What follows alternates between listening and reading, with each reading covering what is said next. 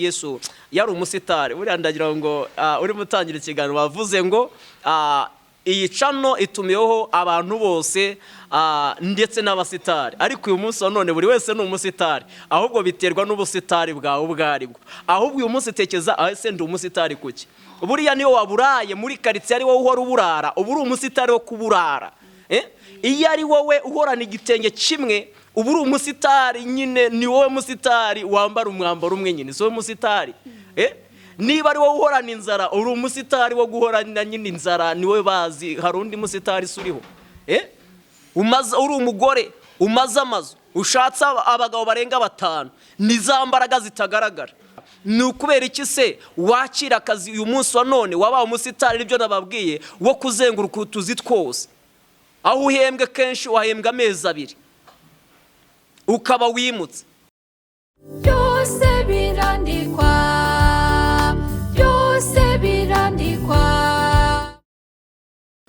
ndagushuhuje wo kurikiye birandikwa TV aho uri hose nagira ngo ngusabe ukande subscribe utange comment na share kugira ngo tubashe kumenya uko ikiganiro kimeze nabisakaza hasi ko ubutumwa bukwiriye isi yose wa ahantu hose uri ku isi yose muri Amerika muri Afrika bihugu by'Iburayi mu Burusiya muri Aziya mu baturanyi bacu bumva ururimi rw'ikinyarwanda abakongomani abatanzania abanyakenya Ubugande n'abandi bose naba nibagiwe aho muri hose mu gihugu ngewe basuhuza nitwa wa Menya Shadia muri iki kiganiro murabona imbere ya kamera umutumirwa wacu umukozi w'Imana tumuhaye ikaze natugezeho ubutumwa bwamuzanye hano kuri televiziyo yacu birandikwa TV mwese muhawe ikaze karibu umukozi w'Imana murakoze cyane nanjye ndabashimiye cyane Imana ibaho umugisha kubwo kumpa ikaze kugira ngo tubashe kuganira Imana ibaho umugisha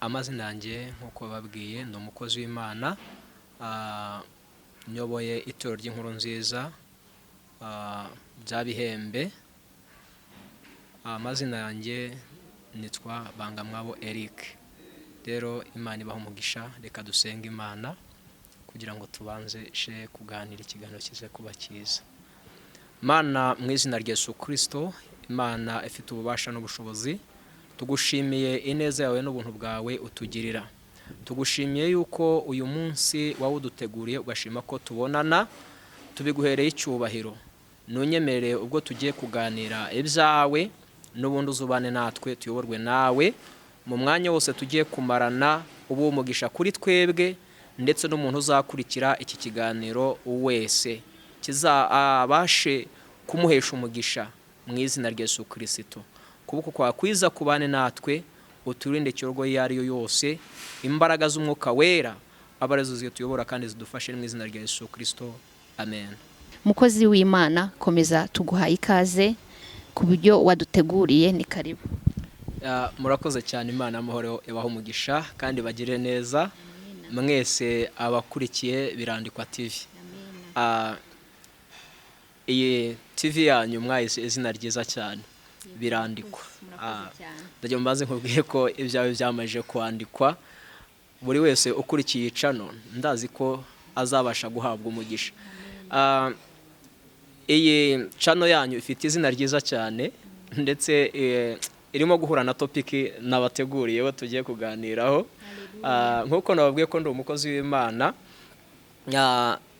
tugiye kuganira kuri topic ivuga kugukomera ku munsi mubi abantu benshi bahura n'iminsi mibi ariko bakabura ikibakomeza ndetse bamwe bakaba baniyahura abandi bagaheranwa n'agahinda mbonereho no kubabwira ko nubwo ndi umukozi w'Imana ariko ndi n'umuhanzi uririmba indirimbo ziramya n'izihimbaza Imana hari indirimbo nise wiheranwa n'agahinda wajya kuri cano yitwa Eric TV urumva n'izina ryanjye n'ubundi izo ndirimbo wazibona nazo Imana y'amahoro ibaho umugisha kandi bagire neza rero urumva ko n'ubundi ibyawe byaranditswe nubwo nawe waba wahuye n'umunsi mubi ukaba wumva waba ugiye no kwiyahura ibibazo byagukomeranye ariko byamaje kwandikwa Imana yarabyanditse mu izina rya Yesu Kristo urakoze cyane rwose pastor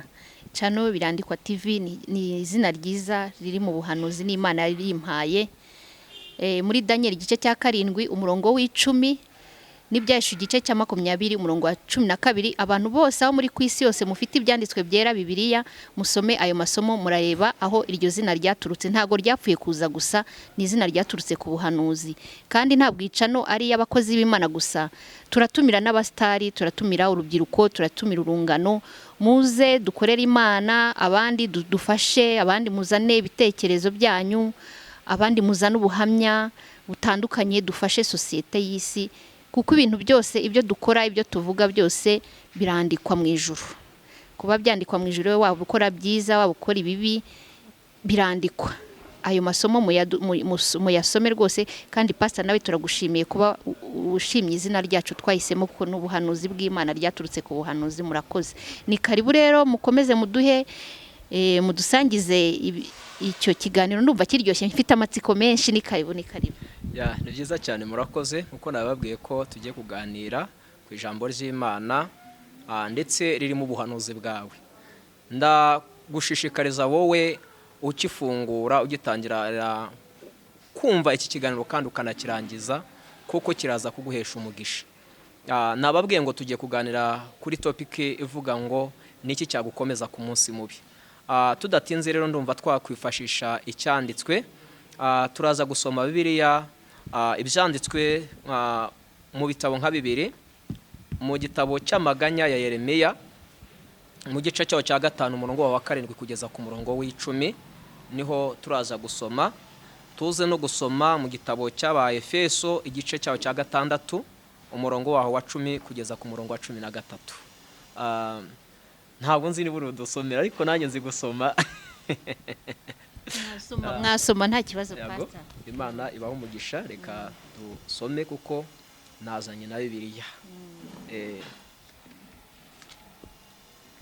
Abadukurikiye mwufata ibyanditswe byera mu byiyegereze, byaba byiza mugiye mwumva basoma, ariko namwe mukisomera, byaba byiza rwose. Mukomeze kugira ibihe byiza. Reka dusome mu izina rya Yesu Kristo. Ni igitabo cy'amaganya ya Yeremiya igice cyaho cya 5 umurongo wa 7 kugeza ku murongo w'10. Haravuga ngo ba data bakoze ibyaha kandi ntibakiriho, natwe twikwereye ibicumuro byabo. Abagaragu nibo badutegeka, nta wuhari wo kuturokora ngo adukure mu maboko yabo. Ibyo kurya tubibona duhaza amagara kubw'inkota yo mu butayu. Umubiri wacu urirabura nk'uw'inkoni iteka, bitewe n'inzara yatwokamye. Amen. Reka dusome no mu Baefeso, mu gitabo cy'Abaefeso igice cyaho cya 6 ku murongo waho w'10 tugeze ku murongo wa 13. Ubundi tuganire kuri aya magambo y'Imana kugira ngo nawe uze gufashwa we wahuye n'umunsi mubi. Uyu munsi wa none ndagushishikariza yuko nkuhanurira yuko bigiye gusobanuka. Imana iraza kugukura muri icyo kigeragezo cyangwa se muri iyo minsi mibi winjiyemo. Reka dusome. Hari umutwe w'ijambo uvuga ngo uburyo bwo gutwara intwaro z'Imana. Ibisigaye mukomerere mu mwami no mu mbaraga z'ubushobozi bwe bwinshi, mwambare intwaro zose z'Imana kugira ngo mubashe guhagarara mudatsinzwe n'uburiganya bwa Satani, kuko tudakirana n'abafite amaraso n'umubiri, ahubwo dukirana n'abatware n'abafite ubushobozi n'abategeka iy'isi y'umwijima n'imyuka mibi y'ahantu ho mu ijuru. Nuko rero mutware intwaro zose z'Imana kugira ngo mubashe gukomera ku munsi mubi, kandi murangije byose mubashe guhagarara mudatsinzwe. Amen. Imana amahoro ibaho umugisha, kandi Imana ibagire neza. Tugiye kuganira kuri aya magambo y'Imana. Nababwiye ngo turaganira ku kintu gishobora kugukomeza ku munsi mubi. Umunsi mubi hari igihe abantu bashobora kuyibamo, ariko rimwe na rimwe ushobora kuba utabizi cyangwa se urimo ushaka icyagufasha ukakibura. Haleluya. Muri societe rusange abantu bahura n'ibintu bitandukanye, ariko byose bibinjiza ku munsi mubi, kuko byanze bikunze hari umunsi ukubera ubibazo nawe ukagira ngo bawugutumye cyangwa ni umutongero, nibyo bagutongereye, ugahera mu gitondo bikageza nijoro. Yesu nashimwe cyane. Ndetse hari n'igihe bishobora kuba iby'igihe cyose, ndetse rimwe na rimwe ukisanga umeze nk'uwabivukiyemo, ukibaza byaturutse kuki, ukoberwa aho byavuye. Yesu nashimwe cyane. ariko igihe twasomaga mu gitabo cy'amaganya ya Yeremiya, ibi bishobora kuba bikubaho na Yeremiya byamubayeho, ubuzima buramukomerana cyane, buramusharirira cyane, ariko agahora ashakisha icyateje ibibazo ku buzima bwe. Haleluya. Ariko agezaho aritegereza, aratekereza, ashakisha inkomoko cyangwa se umuzi w'icyo kibazo. Haleluya. Ndagira mbanze nkubwire ko nawe ikibazo urimo, intambara urimo zifite inkomoko. Haleluya. Nta giti gishobora gukura ngo kigire amashami, kigire ibibabi byiza, ndetse kigire nubwo kigira imbuto kidafite imizi. Haleluya. Ndetse kidafite n'uwagiteye. Niko n'ikibazo cyawe gifite inkomoko yacyo. Ukeneye kumenya inkomoko y'ikibazo cyawe kugira ngo kibashe gukemuka. Haleluya. Ndagira ngo utangarize yuko buriya igihe ushobora kuba uri impumyi, ntabwo ushobora no kugira umuntu murwana ngo umutsinde, kuko ntushobora kumenya naho wakubita aho ariho. Haleluya. Turi abakristo, turasenga. Nawe ushobora kuba usenga ariko ukaba umaranye igihe kinini ikibazo, warabuze igisubizo cyacyo, kandi usenga uri umukristo, ujya mu rusengero buri munsi. Haleluya. Nge nkunda no gusenga mu butayu. Birashoboka ko wowe waba undusha no gusenga mu butayu, undusha no kwiyiriza, ndetse n'ubundi buryo ubwo aribwo bwose wasengamo, ariko nyamara ukabura igisubizo. Nuko utigeze umenya urwana nawe, urarwana nk'impumyi, wowe urabona intambara gusa, ugakubita aho utagombye kuba wakubita, ugasengera ibyo utagombye kuba usengera. Yesu nashimwe cyane. Ariko uyu munsi wa none uramutse umenye icyo wasengera, nta mpamvu utabona gusubizwa. Yesu nashimwe cyane. Mu bintu bimwe Yeremiya yibazaga, twabonye yuko ngo babonaga ibyo kurya uko bahaza amagara. Nawe niko biri, ibyo kurya byawe ubibona uhaze amagara. Byaba ngombwa Satani akanagushuka, ubu Satani yinjiriye mu bantu, bamwe bacuruza n'imibiri yabo ku buryo bumwe cyangwa ubundi. Haleluya. Ukaba wagira naho wacuruza n'umubiri wawe kugira ngo ubone ibyo kurya, ukaba wakoresha imbaraga z'umurengera, bamwe bagakora n'ibyaha, abajya kwiba, abandi bakicana, ariko kugira ngo babone ibyo kurya. Ibyo kurya barabibona bahaza amagara yabo biyanze. Yesu nashimwe cyane. Ibyo bibazo niko Yeremiya nawe yari abifite. Ndetse ngo ikindi cyari kiriho, babonaga inkwi zo gucana, bakabona amazi ari uko bayaguze. Ubu ni ubuzima buriho bwa buri munsi. Ubundi amazi yari ari mu masoko. Haleluya. Njyewe aho navukiye ku ivuko twavomaga amazi yo mu misozi, tutaguze amasoko, tutatanze amafaranga. Ariko uyu munsi ubuzima buragoye cyane, turimo turabona buri kimwe cyose ari uko tukiguze. Ushobora kuba wibaza, wabuze n'igiceri cyo kuvoma amazi. Haleluya. Ariko warangiza ukibaza ngo kubera iki bamwe barya abandi banywa, ariko ngewe ubuzima burashaririye. Siwe wabyibajijeho wenyine, na Yeremiya yabyibajijeho, ariko arangije aza gusobanukirwa neza icyateye ibyo bibazo byose. Ndetse ngo hari naho yavuze ngo umubiri wacu urirabura umeze nk'uw'inkoni iteka. Birashoboka ko nawe umubiri wawe wirabuye, wahinduye isura, ariko nta kindi cyatumye wirabura, ni ibibazo byawe. Amaso yawe yashobora kuba yarakonkoboretse, nyamara wari ufite amaso meza cyane, ariko ibibazo byawe byatumye amaso yawe arakonkoboreka. Amaso yawe aragenda aratukura nk'ay'unywa ibitabi, unywa ibiyobyabwenge, nyamara nta biyobyabwenge unywa, ahubwo ni ibibazo byayatukuje. Yesu nashimwe cyane. Rero birashoboka ko nawe umutima wawe wamaje guhungabana, ariko sobanukirwa uyu munsi wa none, shakisha impamvu. Haleluya. Inkomoko. Yeremiya we yaje kumenya impamvu, yaje kumenya ko azira ibyaha by'iwabo, azira ibyakozwe kera wataravuka, azira, haleluya, ibyakorewe mu rwihisho watagizemo uruhare. Haleluya. Nawe ntabwo ikibazo cyawe ntabwo wakigizemo uruhare. Mwibuke Yesu ari kumwe n'abigishwa bo ndetse n'abandi bantu bari bamuherekeje. Yesu yari umusitari. Buriya ndagira ngo uri mutangira ikiganiro bavuze ngo iyi cano itumiyeho abantu bose ndetse n'abasitari, ariko uyu munsi wa none buri wese ni umusitari, ahubwo biterwa n'ubusitari bwawe ubwo aribwo. Ahubwo uyu munsi tekeza ese ndi umusitari kuki? Buriya niyo waburaye muri karitsiye ari wowe uhora uburara, ubu uri umusitari wo kuburara. Iyo ari wowe uhorana igitenge kimwe, ubu uri umusitari nyine, ni wowe musitari wambara umwambaro umwe nyine, si wowe musitari. Niba ari wowe uhorana inzara, uri umusitari wo guhorana nyine inzara, ni wowe bazi, hari undi musitari suriho.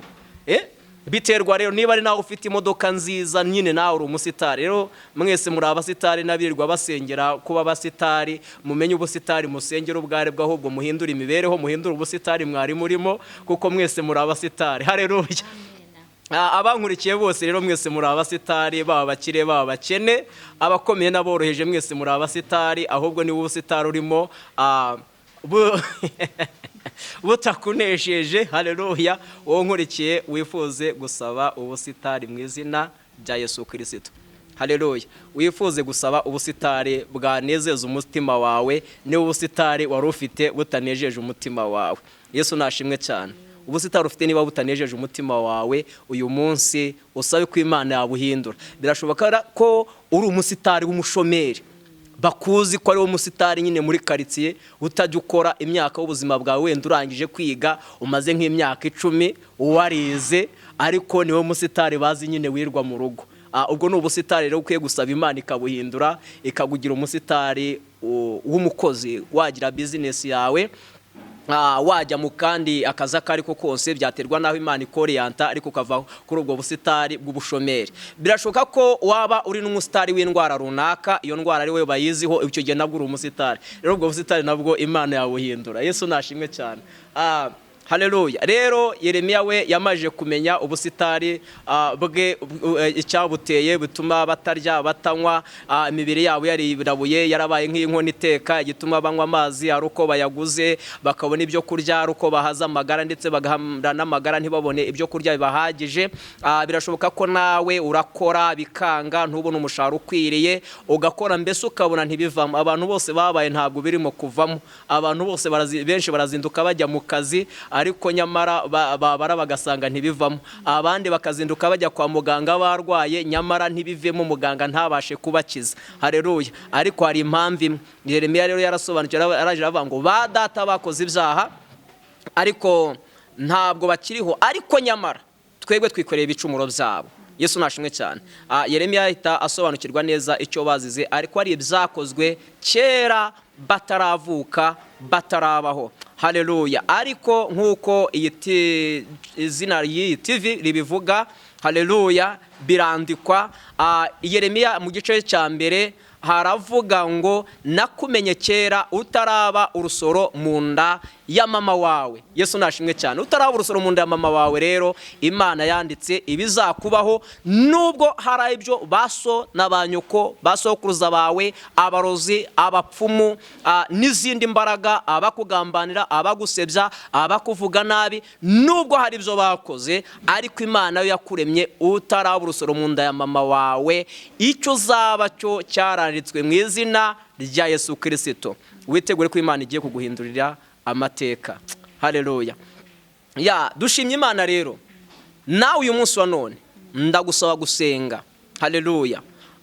Iyo dusomye hejuru ku murongo wa mbere ku gitabo cy'amaganya ya Yeremiya, Yeremiya yatangiye asaba Imana, aravuga ngo Uwiteka ibuka ibyaduteye, urebe gukorwa n'isoni kwacu. Haleluya. Nawe uyu munsi wa none takambira Imana nkuko Yeremiya yatakambiye Imana amaje kubona ibyo byose byamubayeho.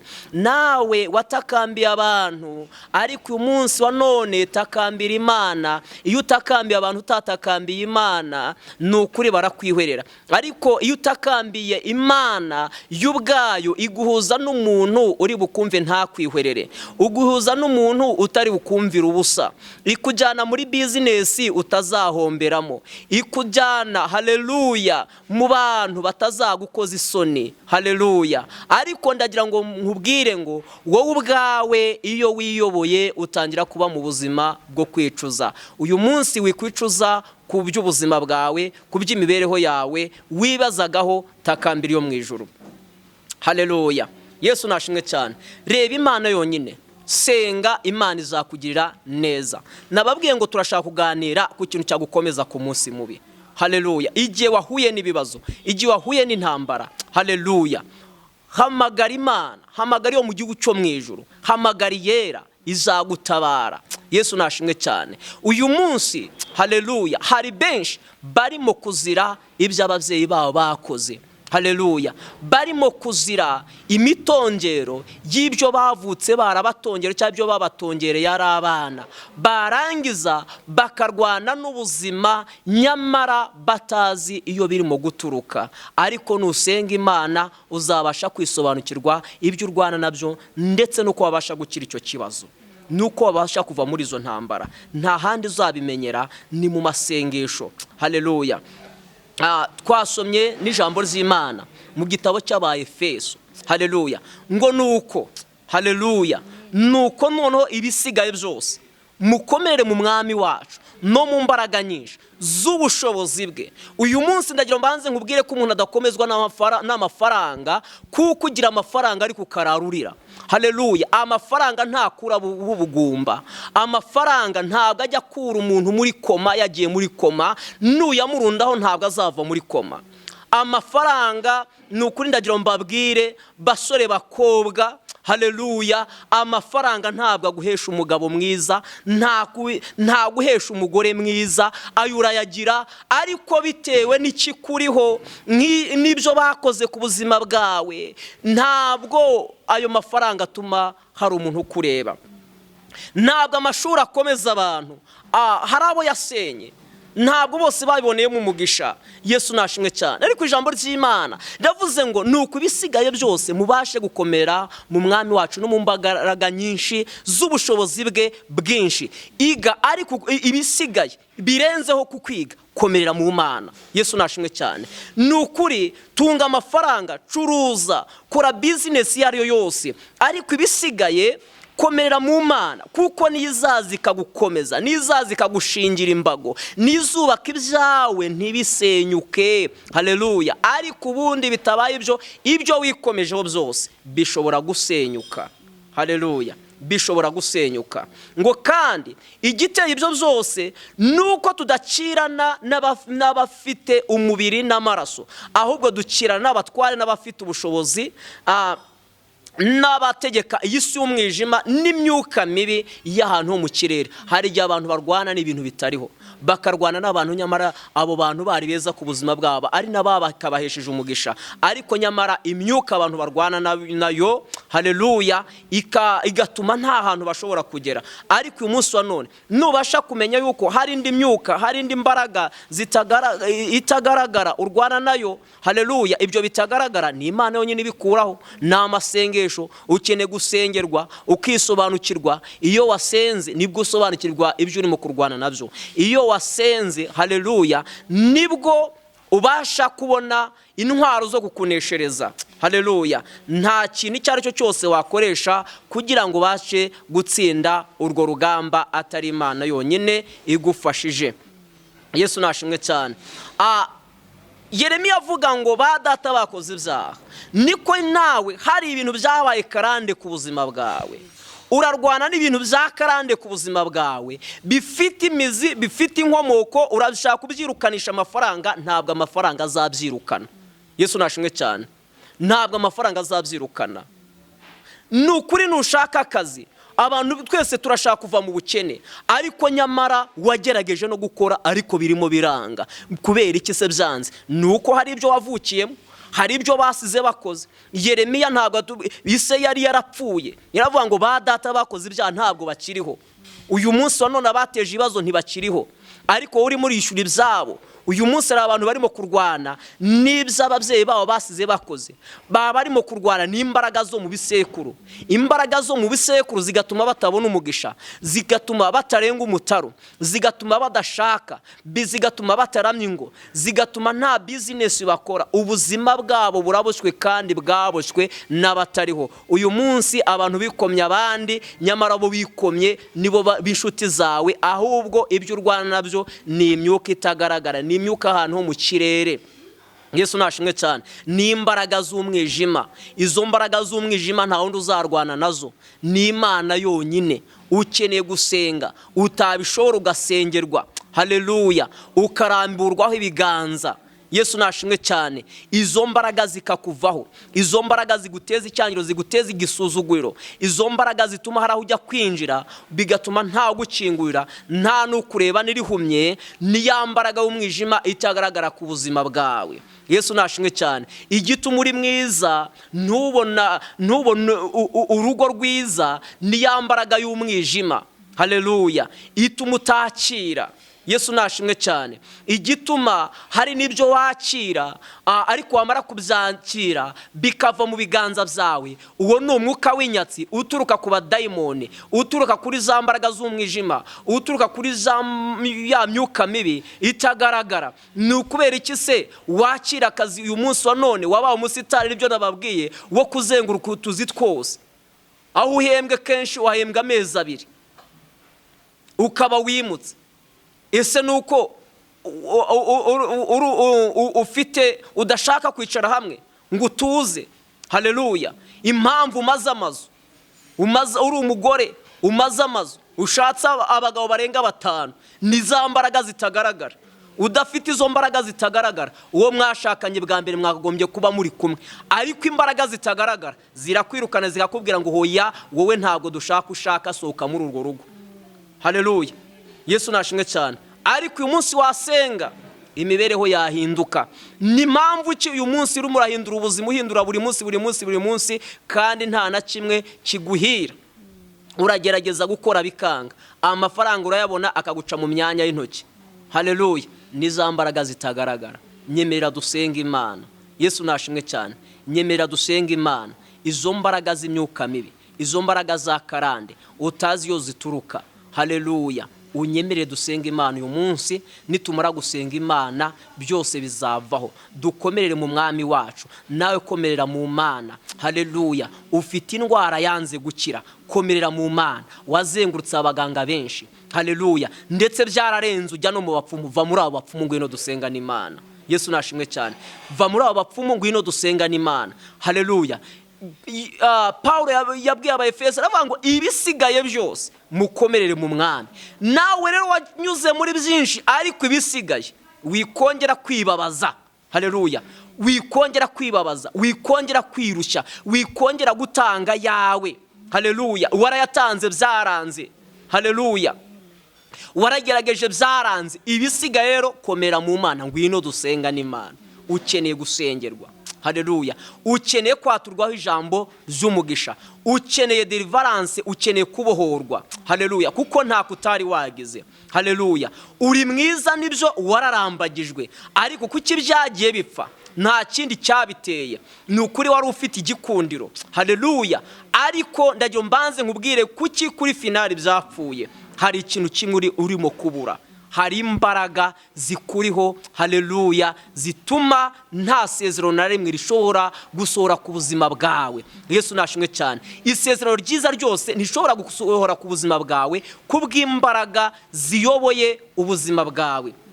Yesu nashimwe cyane. Ariko nunyemera tugasenga Imana, urabasha kubohoka, amasezerano yawe arabasha gusohora. Ndagira mbanze nkubwire ngo nawe wasenga uyu munsi wa none, haleluya, ndetse wahawe n'amasezerano n'Imana, wavuganye n'Imana, uyu munsi wa none reka kugenda ukangisha abantu ngo wavuganye n'Imana bizasohora, haleluya. Ayo magambo ntaho bakeneye ko rwose baranayarambiwe.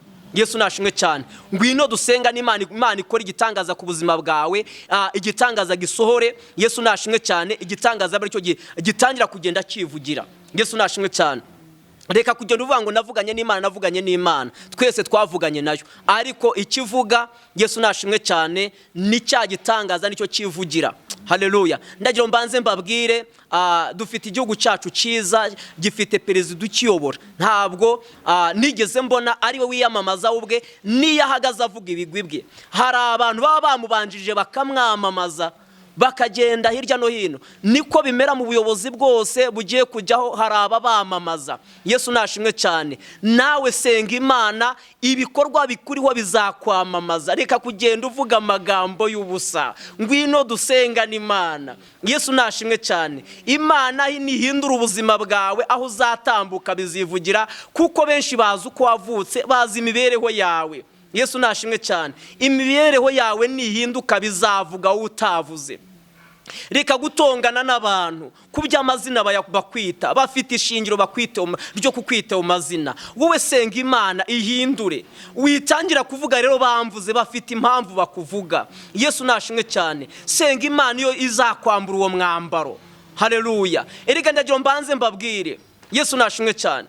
Abantu benshi tujya dukunda kuvuga ku nkuru za Hana na Penina. Yesu nashimwe cyane. Kuba Penina yarabwiraga Hana akamuga ati wapi wowe uri ngunga mba ntabwo wabyaye. None se Hana Penina ntera afite ishingiro. None se yagira ngo avuge ngo iki? Yesu nashimwe cyane. Nabyo bakuvuga bifite ishingiro. None se uragira bavuge kuri umukire kandi uri umukene. Yesu nashimwe cyane. None se uragira bavuge yuko hari ikintu ufite kandi nta kintu wifitiye. Ibyo bakuvuga niko kuri. Senga Imana ihindura ubuzima bwawe. Nigira ikikora ku buzima bwawe no bazahindura amagambo. Yesu nashimwe cyane. Ntabwo bizasaba kujya kubivuga. Haleluya.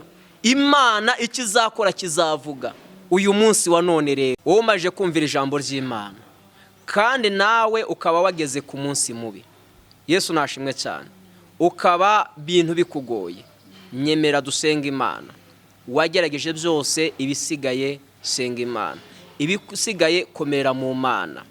Nukuri wikomeje ku bantu, ariko abantu bakubereye amenyo ya ruguru baraguhindutse. Uyu munsi wa none ikomeze ku Mana. Yesu nashimwe cyane. Yeremiya yavuze ngo nta uhari wo kuturokora. Nawe uyu munsi wa none birashoboka ko ubuzima uriwo, intambara urimo, nta muntu uhari numwe wo kukurokora. Nta muntu numwe ufite wo kuganiriza ikibazo cyawe. Nta muntu numwe ufite wo kugufasha.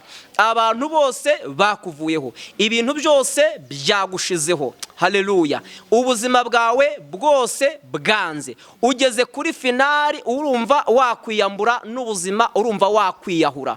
Ibyawe namarira gusa. Uyu munsi wa none ibisigaye byose komera mu Mana. Nyemera uhindure icyerekezo, utangire usenge.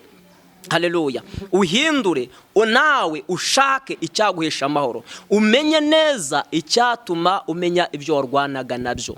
Umenye karande, umenye imivumo, umenye imbaraga ziri ku buzima bwawe, umenye ibyo baso bakoze. Haleluya. Nurangiza urwane nabyo. Yeremiya yaratangiye, atangira kurwana n'ibyaha by'iwabo, atangira kwikuraho imivumo y'iby'iwabo bakoze, kuko nibyo byamukurikiranaga. Nawe uyu munsi wa none uze dusenga n'Imana kugira ngo ibyo byose byagukurikiranaga bibashe kukuvaho mu izina rya Yesu Kristo.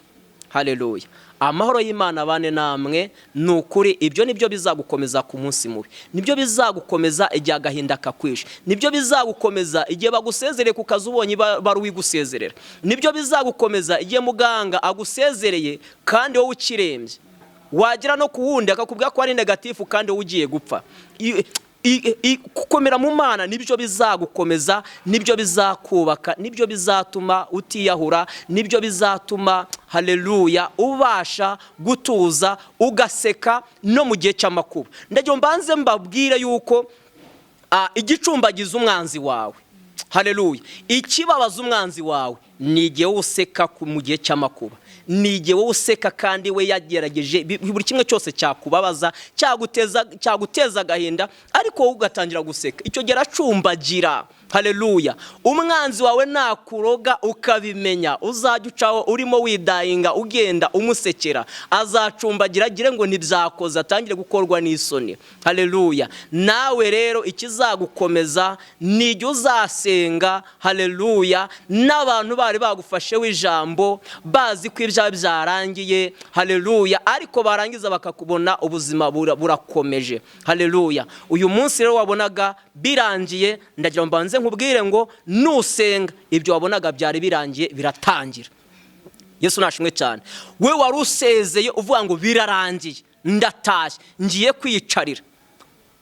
nidusenga n'Imana uyu munsi wa none biratangira mu izina rya Yesu Kristo. Iby'Imana yakuvuzeho n'uyu munsi bigiye gutangira. Ya masezerano yose wasezeranyijwe n'uyu munsi agiye gutangira. Za nzozi zawe zari zaranze n'uyu munsi zigiye gutangira. Haleluya. Ibyo wagerageje byose bikanga n'uyu munsi bigiye gutangira. Yesu nashimwe cyane. Ariko ngwino dusenga n'Imana kugira yabashe kukubohora, nkufashe kurwana n'ibyo byose. Haleluya. Byari birimo bikurwanya kandi warabiburiye igisubizo, ndetse ubashe kumenya n'imbaraga urwana nazo mu izina rya Yesu Kristo. Amahoro y'Imana abane namwe. Amen. Twasenga Imana, wowe udukurikiye wizera Imana, ubundi nayo irakora. Mana mu izina rya Yesu Kristo, uri Imana ifite ububasha, uri Imana ifite ubushobozi. Senge buri muntu wari wese wari mu kurwana intambara atazi, ariko uyu munsi wa none akaba asobanukiwe ko hari ikindi cyamubohora, akamenya ko hari indi myuka mibi, akabona ko hari izindi mbaraga arimo kurwana nazo zitagaragaraga. Mu izina rya Yesu Kristo ndimo senga iri jambo iniri sengesho bigende bikore ku mitima ya benshi kugira ngo itangire kubohoka. Abari bihebye kubw'uburwayi, abari bihebye kubw'ubuzima n'imibereho, mu izina rya Yesu Kristo, abari bafite icyangiro n'igisuzuguriro, mu izina rya Yesu Kristo, abari bafite imyako ndetse n'amakuba, bahuye n'iminsi mibi n'ibigeragezo, mu izina rya Yesu Kristo, uyu munsi wa none ubabohore, kuko tumaje kubona neza ko muri wowe ariho buri muntu wari wese ashobora gukomerera ibintu bikemera, mu izina rya Yesu Kristo. Amen. Amen. Reka tugushimire cyane rwose mukozi w'Imana Eric ku ijambo tugejejeho ryari ryiza cyane. Nanjye ndafashijwe, ndakeka naho muri hose ku isi, mu bihugu by'i Burayi, Amerika, Urusiya, Afurika, abaturanyi bacu, Abarundi, Abakongomani, Abatanzania, Abanyakenya, aho muri hose abumva ururimi rw'Ikinyarwanda n'ababasha kuba babasemurira iri somo n'iri jambo batugejejeho, murumva ritari ryiza, buri wese yararikeneye. Rwose turagushimiye mukozi w'Imana, Imana igumugisha. Murakoze cyane. Nanjye ndabashimiye. Ariko nge narindi kwibaza, nkatwe tukiri batoya, nkuko Yeremiya nawe yabivuze ngo ba data bakoze ibyaha nitwe biri kugeraho ingaruka. Wavuze no kuri karande, nk'ijambo karande, ubundi karande ni iki? Ubundi sobanurira abantu bakumva bari ku isi yose, ese karande ni iki?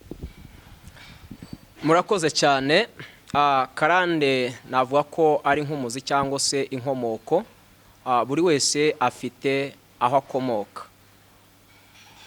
afite aho akomoka.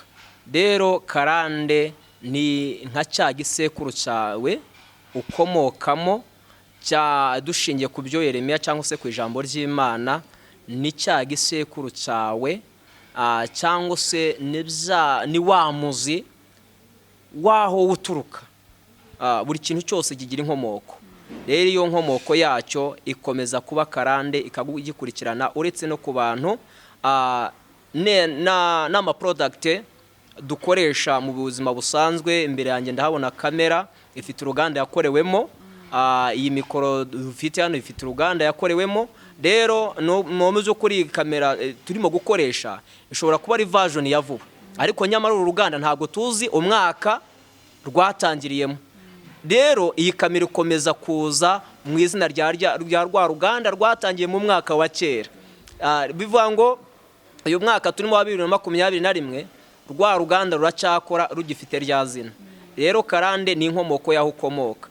Rero hari igihe ukurikiranwa n'ibyaho wavutse, bikomeza gukurikirana, ariko wowe utagize gute, utabizi. Nk'uko uyu muntu urimo gukora wenda muri uruganda, nari ntanze urugero kuri iyi kamera, birashoboka ko atatangiranye narwo, atazi n'umwaka rwatangiremo, wenda yavutse nyuma y'uwo mwaka. Ariko byanze bikunze kugira ngo uruganda rukore neza, nuko amenya amateka, imva n'imvano n'ibanga ryakoreshejwe guhera uru ruganda rutangiye kugeza igihe rwinjiriyemo. Nawe rero kugira ngo umenye ubuzima bwawe, nuko ubasha gusobanukirwa neza imvano y'inkomoko yawe, kugira ngo nawe ubashe kugira uburyo ubaho. Ibyo bintu biragoye, kuko hari abantu bavuka bagasanga ntibazi base, urumva ntibazi ibisekuru, yewe ntibazi na ba nyirakuru, urumva n'ibinyokuru ntabyo bazi, sinzi ko ari biko babivuga. ibyo bintu biragoye kuba wamenya ngo nkomoka he, inkomoko bimeze gute, bimeze gutya. Ibyo bintu bya karande kugira ngo umuntu abimenye, ibyo bisekuru bibi bimuveho. Ngewe nagiye nganira n'abantu benshi bavuga ngo karande ntigikira, kubera ko hari abantu banasenga ugasanga yasenze imisozi myinshi yayigiyeho, abahanuzi baramuhanuriye yirije ubusa yewe, ariko wajya kumva akoze ubuku kumva ngo baramubenze. Cyangwa ukabona umukobwa arasenga Imana ariko ukabona igihe kimwe ntako atagize, ariko ukabona arabyarira iwabo abana 2, 3, 4, 5, ukabona karande ziramukurikiye. Cyangwa ugasanga umwana n'imfubyi ariko ubwo bupfubyi bwe n'umuruho arinze asaza na yamiruho. Ibyo bintu ugasanga wa muntu yarasenze ariko za karande zirakomeza zikamukurikirana. Ugasanga umuntu n'umusore uri aho ngaho ariko imibereyeho ye kugira ngo ihinduke, ave mu businzi, ave mu myitwarire mibi, ave mu biyobyabwenge, ugasanga ibyo bintu byaramwukamye. Ese karande urayisengera ko kwigakira? Murakoze cyane. Karande urayisengera igakira cyane, yuko uvuze yuko bamwe hari n'abavukira mu bupfubyi wenda ntibamenye n'abavyeyi babo, ariko n'ibisekuru bavukamo nibyo koko. Njya nkunda gutaha amakwe menshi abantu bagiye gusezerana muri leta, ugasanga babaza ibisekuru, ugasanga bamwe baranabiyobewe, kandi ugabona ni abasore beza bazi ubwenge, baba intellectuel, ariko ugasanga ntazi igisekuru avukamo bitewe n'ubuzima yavukiyemo. Ariko yamenya karande ate, yayikira ate, yamenya iyo karande yayikira ate, yamenya ate? Urakoze cyane. Niyo mpamvu twazanye birakari navuze Imana. Nubwo batizi inkomoko ye ariko Imana irayizi. Imana igumugisha, Imana izakomoka, nasenga Imana izamubwira. Iyo dusomye mu gitabo cy'Abakorisayi habitubwira neza ngo inzandiko z'imihango zaturegaga Kristo yazikuwejeho kuzibamba ku musaraba, amajije guhemura abafite ubutware n'abafite ubushobozi, abivuga hejuru kubw'umusaraba. Haleluya, uwo ni Kristo. Rero ndagira mbanze nkubwire yuko icyazanye Kristo mwisi akarinda ajya no ku musaraba, Yesu nashimwe cyane, ni ukugira ngo aze gufasha bamwe badafite ubafasha. Yesu nashimwe cyane. Yewe harimo na bamwe nyine batabasha gusobanura ubuzima bwabo. Birashoboka ko nawe kandi waba nawe udasobanukiye iby'ubuzima bwawe, ariko Kristo niwe ubusobanura kuko nicyo cyamuzanye hano mwisi. Rero icyakubafasha kumenya iyo karande cyangwa se ibyo bisekuru cyangwa imyuka n'imbaraga urwana nazo n'ibigeragezo uhura nabyo n'imyuka ikwirukankaho, no kumenya Kristo akaba ari we ubaza ibyawe. Birashoboka ko wamugani waba uri n'imfubyi udafite na mama wawe, udafite na papa wawe uri bubaze. Ye wakwireba no hirya no hino ugasanga nta nyogosenge nta nyoko wanyu, wanasanga n'uhari ugasanga kubera ya myuka nawe arakwanga, nta kindi gituma kwanga ni icyangiro cya ya myuka ikwirukankaho.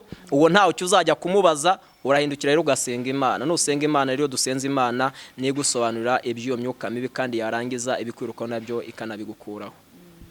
Mukozi w'Imana Eric arakoze cyane kudusobanurira neza. Umuntu wese waje hano kuri channel ya Birandikwa TV rero agira ibibazo by'amatsiko dukunda kubabaza. Uranyihanganira, abantu batanzi nitwa AIMEE wa Maria Shadia. Uranyihanganira nkubaze iki kibazo, ni gute kuri ino si yacu hariho amadini abiri, ayitwa abakristo yenda n'abayisilamu cyangwa se abahindu, hari amadini atandukanye, ariko nge ndibanda ku bakristo kuko nanjye ndi umukristo.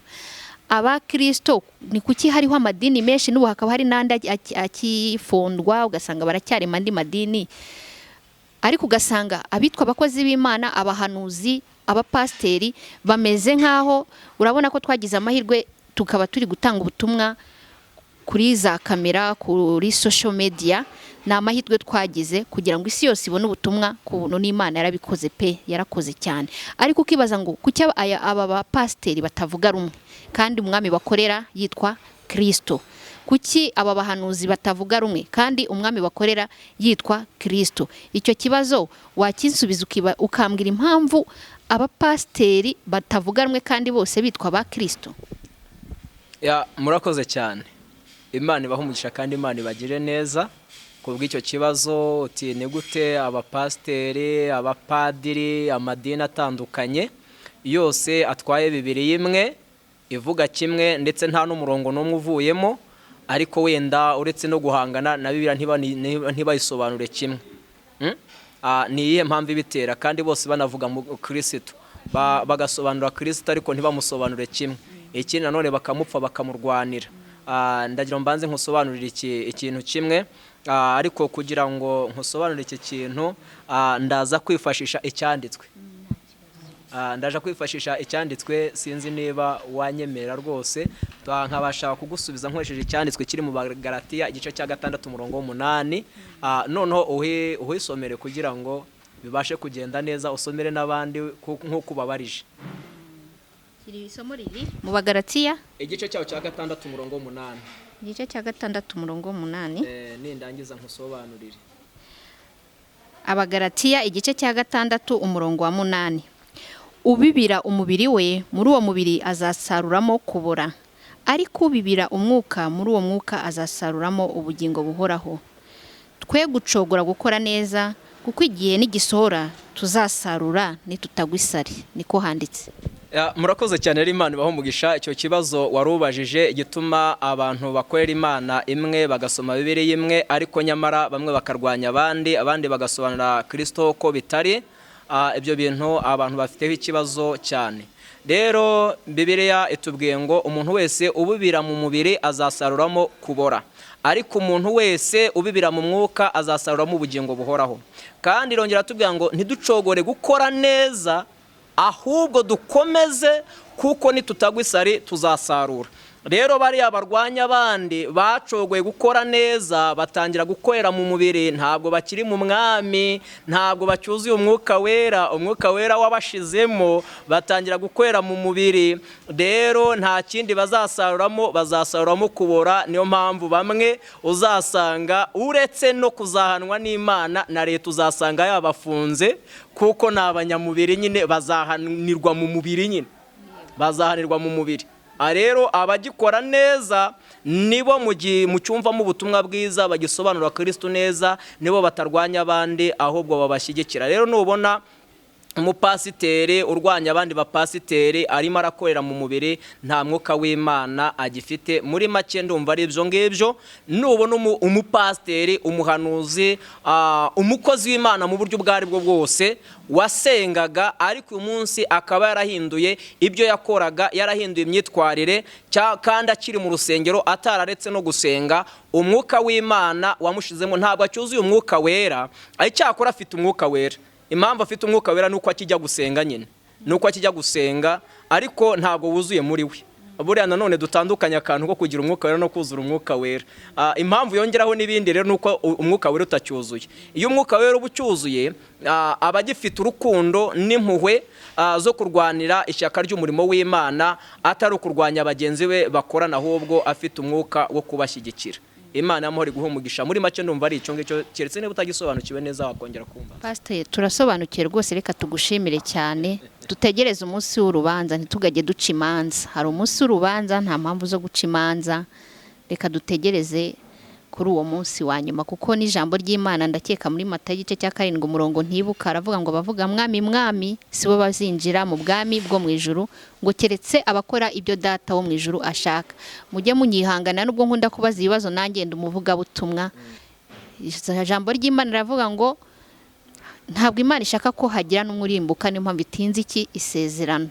Rwose nifuza ko buri muntu wese wumva Birandikwa TV aho ariho hose najye mu ruhande rw'Imana, ye kujya kuba muri bamwishakira indamo. Turagushimiye cyane Evangeliste, mukozi w'Imana, kubw'ijambo watugejejeho no kuba uhaye abantu bakurikiye isi yose amagambo afasha, babashe kwisobanukirwa, bamenye uwo barwana uwo ari we, babashe gusenga.